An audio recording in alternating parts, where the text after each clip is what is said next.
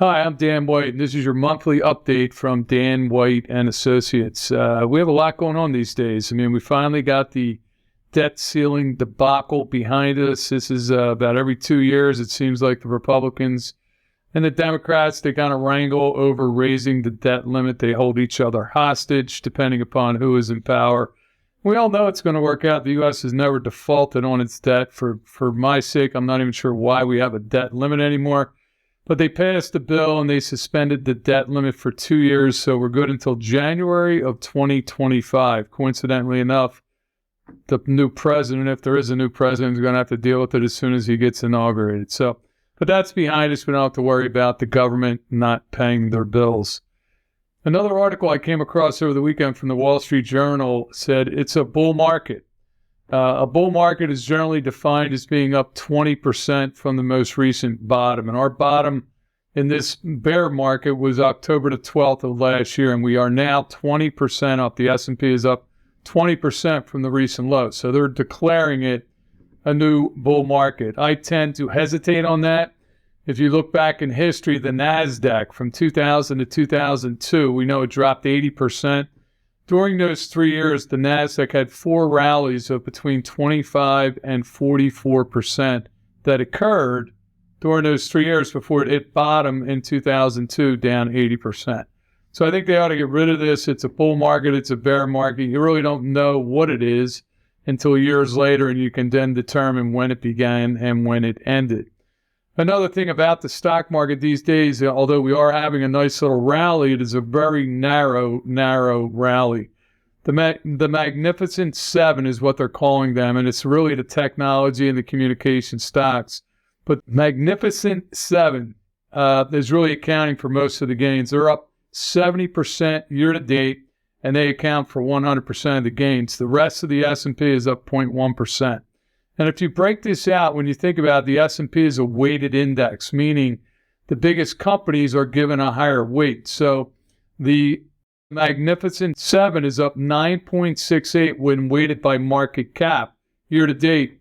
If you do the S&P with every company equal weighted, it is down 0.67%. So this rally, although we think it's a new bull market and all that, it's a very narrow rally, and only 7 companies really make up all the gains in this most recent rally.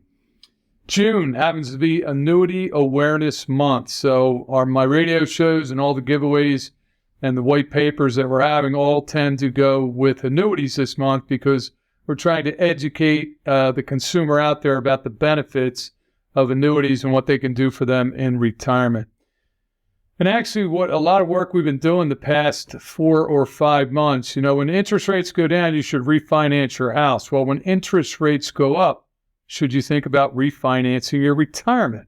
And what we have found is with interest rates skyrocketing in the last year and a half, our clients that have policies that are 2 years old to about 6 years old, this block of business, it really makes sense to look into rewriting those contracts into newer contracts because of the better terms of the new contracts created by higher interest rates. So if you fall into that grid, we're slowly working our way through this book. If we haven't called you yet, we will catch up to you. But if you know you're between 2 and 6 years on your annuity contracts, we probably ought to talk to you about refinancing your retirement. Other things, personal things we had going on. Our golf outing was held last month. It was a beautiful day at Penn Oaks Country Club. We had about 70 golfers. I couldn't ask for a better day to golf. Sun was out. It was a beautiful day. We had a great lunch afterwards. And we raised over $6,000 for our nonprofit, Granting Others Dreams. In the past month, we also had our referral event for all those people that had given us referrals. We took them to a Phillies game. We took them to a box. We rented out a Phillies box, and we had a great time. We had about 35 clients there. So if you do give us a referral and they come in to see us or they come to one of our dinner programs, you will be invited to the next referral event, and we would love to see you. And I want you to mark your calendars for August the 25th. This is our annual night at the Blue Rocks. Every client we have is invited to that event. And our invites are going to be sent via email in mid-July, so keep your eyes out for those events. On a more personal event, I'm a grandpa. My son had a baby girl. My son did. My daughter-in-law did. But on May the 18th, they gave birth to Ayana, and she was 6 pounds, 1 ounce, and 19 inches. So I'm officially joining the ranks of grandparents.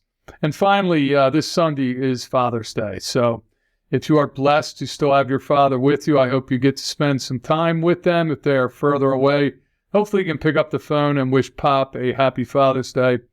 I lost my father 42 years ago, so it's been a long time since I've been able to say happy Father's Day to him. So if you do have your dad with you, make sure you wish him a happy Father's Day on Sunday. And I hope everybody has a great week.